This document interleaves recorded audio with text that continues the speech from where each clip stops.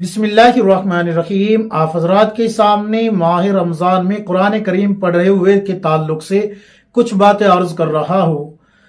کچھ حضرات ہیں جنہوں نے پوچھا ہے کہ مفتی صاحب ماہ رمضان میں جو قرآن کریم پڑھا گیا ہے اس کو بخشنے کے لیے کیا آخری عشرے کی طاق راتوں کا ہونا شرط ہے، جیسے کہ 21ویں رات، 23ویں رات، 25ویں رات، 27ویں رات یا پھر 29ویں رات کا ہونا شرط ہے؟ کیا کہتی ہے شریعت اس بارے میں، اور کن لوگوں کو بخشنا چاہیے، اور اس کو بخشنے کا یعنی کہ قرآن کریم کو بخشنے کا صحیح طریقہ کیا ہے؟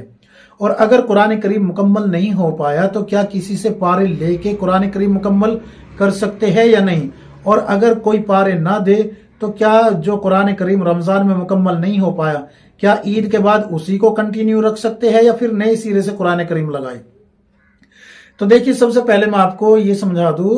کہ قرآن کریم جو ابھی آپ کا مکمل نہیں ہوا ہے تو 8 یا 9 روزے ابھی باقی ہے۔ آج 21واں روزہ ہے، 8 یا 9 روزے ابھی باقی ہے۔ آپ اپنے قرآن کو کنٹینیو رکھے، پورا ہو جائے گا۔ اگر پھر بھی پورا نہیں ہوتا تو عید کے بعد اسی کو کنٹینیو کرے کہ آپ جو ہے ادھورا مت چھوڑے۔ اس کی مثال میں آپ کو کچھ ایسے دیتا ہوں کہ جیسے کوئی عورت کھانا بنانے کے لیے کچن میں گئی، کھانا چولہے پہ رکھا بنانے کے لیے اور آ کے سو جائے کہ میں اس کو پھر جو ہے کل دیکھوں گی، اور کل سے جو ہے اگر یہ کل سے دوسرا کھانا بنا لوں گی، اس کو چھوڑ دیجئے، اس طریقے سے تو گویا کہ یہ عقل مندی نہیں ہوگی، بے وقوفی کہلائی جائے گی۔ اسی لیے بہتر یہ ہے کہ آپ جو ہے اسی قرآن کو اگر آپ کا مکمل نہیں ہو پا رہا کسی عذر کی وجہ سے تو آپ پہلے اس کو رمضان کے بعد کنٹینیو کریں، مکمل کر لیجئے، پھر نئے سرے سے نیا قرآن لگائیں۔ اب یہ جو پارے لینے کا مسئلہ ہے آج کل یہ عورتوں میں، خواتین میں بہت زیادہ پایا جاتا ہے کہ باجی مجھے 2 پارے دے دیجئے، آپ ہی مجھے 3 پارے دے دیجئے، آپ کا تو دیکھیں مکمل نہیں ہے، آپ تو 5 کے بجائے 10 پڑھ لینا، میرا پورا ہو جائے گا۔ اس طریقے سے گویا کہ اس کے اوپر اور وزن ڈال دیا کہ لے بھائی میرا خود کا پہلے ہی پورا نہیں تھا، 5 اور لے لو، اور گویا کہ اب میرے اوپر 10 پارے پڑھنے کا وزن آ گیا۔ حالانکہ ثواب تو اس کو ملے گا، 5 پارے پڑھے ہوئے کا ثواب اس کو پورا ملے گا، اور آپ کو جو دیا ہے آپ کو بھی ثواب ملے گا، آپ کے ثواب میں کوئی کمی نہیں آئے گی۔ اس کی مثال ایسے سمجھے جیسے کہ موبائل کے اندر ڈیٹا ہوتا ہے، وہ آپ کے پاس محفوظ ہے، وہ کہیں نہیں بھاگ رہا آپ کے پاس سے۔ اگر آپ اس کو کسی دوسرے کے پاس ٹرانسفر کر دیں، مثال کے طور پر واٹس ایپ آپ نے کر دیا یا کسی اور ایپلیکیشن پہ آپ نے ٹرانسفر کر دیا کسی دوسرے کو، تو آپ کے پاس بھی محفوظ ہے اور ان کے پاس بھی پہنچ گیا۔ تو جیسے آپ کے پاس محفوظ ہے، آپ کے ثواب میں سے کوئی کمی نہیں ہوگی، اور ان کو بھی ثواب پورا مل جائے گا، جتنا آپ نے پڑھا ہے اور بخشا ہے ان کو اتنا ہی ثواب مل جائے گا، اور آپ کے ثواب میں سے کوئی کمی نہیں ہوگی۔ اس بات کو اچھے سے سمجھ لیجئے۔ تو بہتر یہ ہے کہ آپ اپنا خود قرآن مکمل کرنے کی فکر اور محنت کریں، دوسرے کے سامنے ہاتھ پھیلانے سے بہتر ہے۔ دوسرے کو تو بس دعاؤں کے لیے کہے کہ اللہ نے آپ کو قرآن مکمل کرنے کی توفیق عطا فرما دی، اللہ نے آپ کو شاید قبول فرما لیا ہو، ہمارے حق میں بھی دعا کرے کہ اللہ ہمیں بھی نیک اعمال کی توفیق دے دے اور ہمارا قرآن بھی اللہ مکمل کرا دے، اس طریقے سے دعا کے لیے کہے۔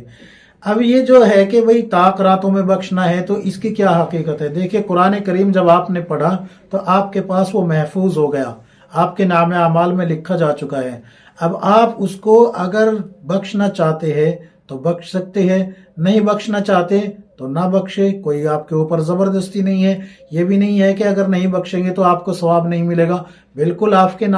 نام اعمال میں ثواب محفوظ کر لیا گیا ہے۔ آپ جو ہے اس کو اگر بخشنا چاہتے ہیں تو طاق راتیں ہونا شرط نہیں ہے، نہ ہی کوئی وقت شرط ہے کہ بھئی اس وقت بخشنا ضروری ہے یا اس دن بخشنا ضروری ہے، کوئی قید نہیں ہے شریعت کی طرف سے کہ کب بخشنا ہے۔ ہاں، یہ ضرور ہے کہ بخشنا کس طریقے سے ہے۔ تو دیکھیے، کئی لوگ کیا کرتے ہیں کہ گھر کے اندر باقاعدہ لوگوں کو جمع کرتے ہیں، کھانے بناتے ہیں، پھر اس کے بعد جو ہے کھانے سجائے جاتے ہیں، دسترخوان لگایا جاتا ہے، رشتہ داروں کو جمع کیا جاتا ہے، اہل محلہ کو جمع کیا جاتا ہے، پھر مولانا صاحب آتے ہیں، مولانا صاحب آ کے جو ہے دعا کرتے ہیں، پھر قرآن کریم بخشتے ہیں، پھر آپ اس کو 1000-2000 روپیہ ہدیہ دیتے ہیں۔ تو گویا کہ آپ نے قرآن کریم کے ثواب کو ایک رسم بنا دیا، ایک بدعات بنا دیا شریعت سے، اس طریقے سے جیسے ابھی میں نے آپ کو بتایا ہے کہ اس طریقے سے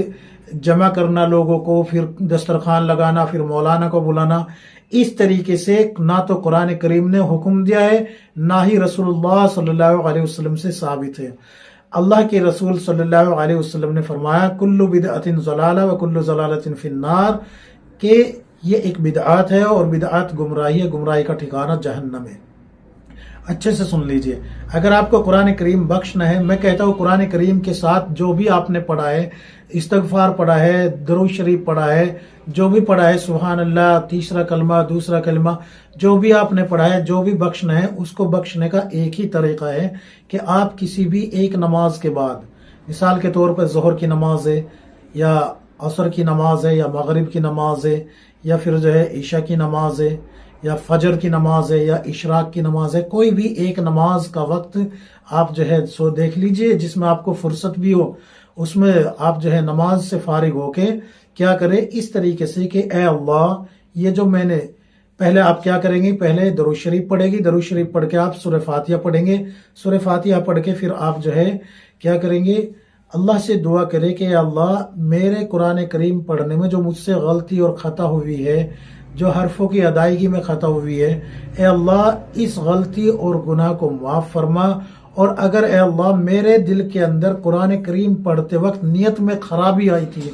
ए अल्लाह उसको भी माफ़ फरमा। अल्लाह मैंने तेरी रज़ा के लिए कुरान पढ़ा है, अगर ए अल्लाह मैंने दिखावे के लिए पढ़ा है तो अल्लाह उस गुनाह को मेरे माफ़ फरमा, ए अल्लाह मेरे इस पढ़े हुए को कबूल फरमा। इस तरीके से दुआ करें। आप खुद ये दुआ कर सकती है, किसी को बुला के इंतज़ाम करके जो है, ज़रूरी नहीं है कि इतना मजमा जमा किया जाए और लोगों को जताया जाए, फिर तो ये रियाकारी में भी दाखिल हो सकता है। इसलिए जो है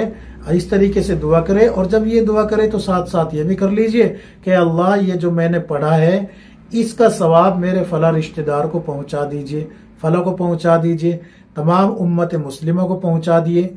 तमाम जिसको भी पहुंचाना चाहे। और अगर ऐसे करना चाहती है कि ए अल्लाह इस कुरान करीम को पढ़े हुए का सवाब तमाम अंबिया अलैहिस्सलातु वस्सलाम, सहाबा इकराम और ताबईन, तबा ताबईन, सल्फ सालेहीन, सबको ए अल्लाह इसका सवाब पहुंचा दीजिए, तो इस तरीके से भी आपका सवाब जो पढ़ा है पहुंच जाएगा। आपको भी सवाब उतना ही मिलेगा जितना आपने पढ़ा है, और उनको भी जिनको आपने बख्शा है उनको भी पूरा पूरा सवाब मिलेगा, और आपके सवाब में से कोई कमी नहीं होगी। ये है इसके बख्शने की हकीकत, कुरान करीम को बख्शने की हकीकत, और किस तरीके से बख्शना है। याद रखें, दिन तारीख कोई कैद नहीं है। लोगों को जमा करके और इसको शरीयत का हुक्म समझ के मौलाना को बुला के दुआ करा के और कुरान करीम बख्शवाना, ये बिदआत है अगर शरीयत का हुक्म समझ रहे हो। और अगर शरीयत का हुक्म नहीं समझ रहे, बस लोगों को जमा करके मौलाना को बुला के जो है दुआ करा रहे हैं, तो इसमें अव्वल तो मौलाना साहब को ही नहीं आना चाहिए, लेकिन बिलफर्ज अगर आ जाते हैं तो उनको समझाना चाहिए कि ऐसे बख्शना ठीक नहीं है। क्यों? अगर ये आप जो है लोगों को दिखा रहे हैं कि भाई हमने कुरान पढ़ा है, तो ये रियाकारी में दाखिल हो जाएगा, और यहाँ नियत का दखल हो जाएगा कि आपने जो रियाकारी की है, फिर ये रियाकारी आपको जहन्नम में घसीट के ले जाने वाली बन जाएगी। इसलिए शरीयत को बिल्कुल आसान बनाए, इसको मुश्किल ना बनाए। अल्लाह तबारक व तआला हम सबको किताब और सुन्नत के मुताबिक जिंदगी गुजारने की तौफीक अता फरमाए। आमीन या रब्बुल आलमीन।